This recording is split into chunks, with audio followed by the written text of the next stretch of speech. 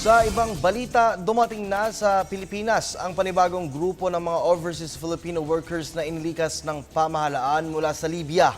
Pasado alas 7 kaninang umaga, lumapag sa NAIA Terminal 1 ang Emirates Airlines Flight EK336 sa kayang 49 na Pilipino. Ang ulat mula kay Ria Fernandez.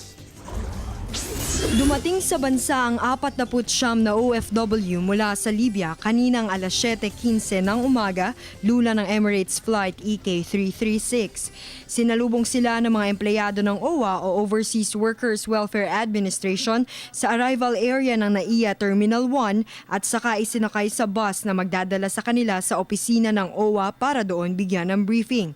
Tiniyak naman ni Ginang Yoli Peñaranda, OIC ng OWA Repatriation and Assistance Division, na nakahanda na ang iba't ibang klase ng tulong para sa ating mga kababayan, gaya ng free accommodation, libreng pamasahe pauwi ng probinsya, legal assistance mula sa Philippine Overseas Employment Administration, livelihood at employment program. Samantala, darating bukas sa alas 7 ng umaga ang 42 pang repatriates lula ng Emirates Flight EK336.